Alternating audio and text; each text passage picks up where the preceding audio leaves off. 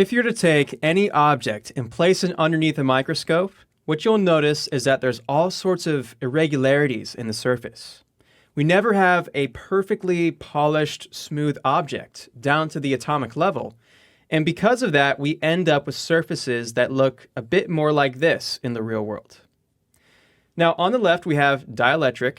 This is a dielectric example, and on the right, I have a metallic example. So on the dielectric side, we end up with something like this. And what you'll notice is that not much really changes. With dielectrics, most of the light is bouncing off in a diffuse way, and adding all these irregularities will not really cause much of a visible difference, because light rays are going in all directions anyway. However, on the metallic side, we have a very different story. Take a look at this. Light rays now are going in all directions as if it was behaving in a diffuse way. But it's not actually diffuse behavior necessarily. It's still bouncing off in a specular way. It's just that all these different peaks and valleys now cause those reflections to reflect at different angles. Now, another thing to keep in mind here is that this applies to the direct reflections. We actually have a different thing happen with Fresnel, and I'll talk about that here in a second. But with the direct specular reflections, what we could say is that major changes will occur, and now it's possible to see the light source from different angles. What that means is that when you go to change the roughness parameter, what you're mainly looking at are the direct specular lobes, those direct highlights. And the more you make something rough, the more blurry those highlights are going to get. Now check this out. When it comes to Fresnel reflections, we see something a bit different. No matter how rough you make a material, once you approach the grazing angle, the roughness is going to decrease. And if we look at a surface from a perfectly flat vantage point, then our reflection will behave in a purely mirror-like fashion. And the reason why that happens is because if, let's say, light rays are just kind of skimming off the atoms at the very edge right here, those are the atoms that reach your eye. If the light rays go into one of the valleys and they bounce around, those light rays never actually reach your eye. And so if we take a look at this plane right around here, you'll notice that, well, we're still basically looking at the reflections of something as if it was a flat surface. And because of that, it acts as if the roughness on that microsurface is at a value of 0. But for right now, I just want to point out that the Fresnel roughness and the direct specular roughness do behave a bit differently. So now that we've talked about roughness, let's talk about absorption. As I've mentioned before, when light hits an object, it has the option of reflecting, of transmitting through the medium, or being absorbed. Now, I'm not going to get into the scientific details of what absorption actually is, because that's not really as practical to what we need as artists. But let's just talk about the general idea and then how that relates to parameters that we have within the albedo/base color of the principled shader. So white light is made up of red, green, and blue. Think of that as adding together. And by now, if you're not familiar with some of the basics of light in general, we could think of light as photons, which are tiny little particles that hold energy. And we can also think of them as waves. And these waves represent different colors.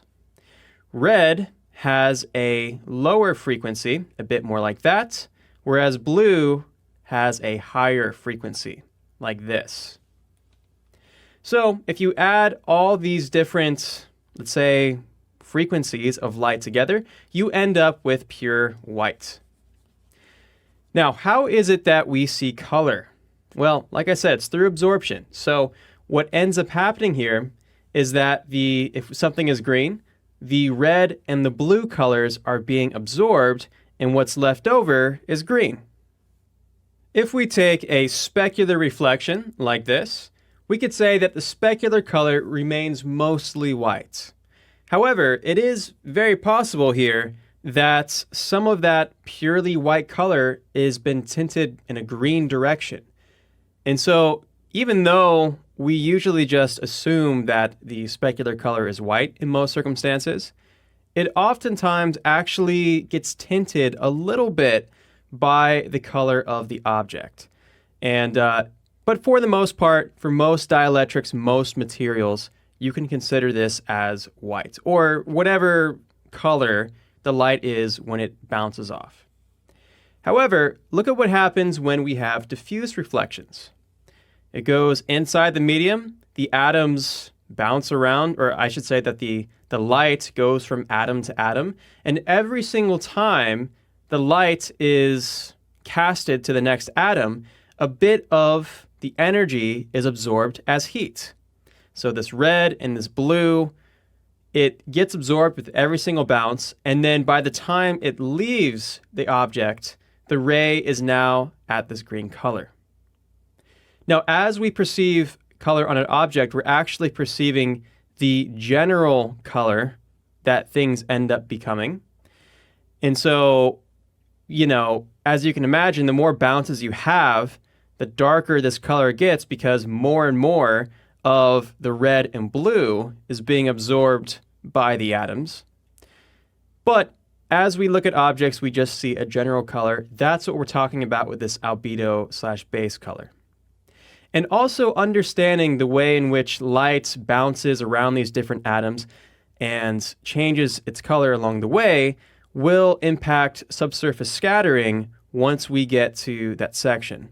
It's essentially the same process, except instead of going a little bit into the surface of an object like diffuse reflection does, we're going much, much further, and this effect becomes noticeable as light travels through the medium. It might be why, for instance, blue gets a darker shade of blue the further down you go into a body of water. But anyway, we'll get more into that once we get to subsurface scattering. For now, just know that that is in general how this absorption works. So let me tell you why this is important.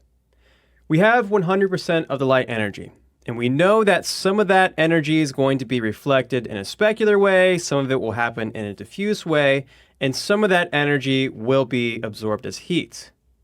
Well, this heat component, this absorption, is usually pretty significant. About 30% of the energy, it depends on the material, but usually around 30% is turned into heat or is absorbed. 4% ends up seeing about a specular reflection for a dielectric, and that only leaves 66% of the reflection acting in a diffuse way. So now that we know about 30% of the light is being absorbed as heat, that's going to make a very big impact on how we handle the base color and the albedo multiplier. Because here's the deal. If we ever set this to a value of 1, like it is right now, we just have 1, 1, 1, this color is very unnatural. It's not something that you would actually ever see in the real world. Why is that? Well, that's because light will be absorbed as heat in the real world, and it won't ever give you a diffuse reflection at full blast right here. Instead, what you ought to do is this.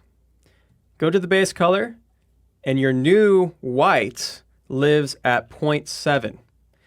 That's going to account for, again, the way that light is absorbed by the object. And what that will do in practice is it'll improve the quality that the light has when it hits these objects. You're less likely to see harsh, overexposed highlights. You're less likely to see these unnatural looking saturated colors because you've now brought it down to a value of about 0.7. Also, for practical purposes, if you ever have a scene and you want to really emphasize a specific color, by setting your colors to 0.7 like this, it gives you a bit of extra room to emphasize things if you want to. So if I want to exaggerate something that's red in my scene, Now that everything else is around 0.7, I have that extra room to do so. And so what that all means is that because of absorption, 0.7 is good. You can do that right here, or you can go to the albedo multiplier and just say 0.7, and then you can just pick whatever colors you want. So you just pick colors as you usually do, and you leave this multiplier at 0.7.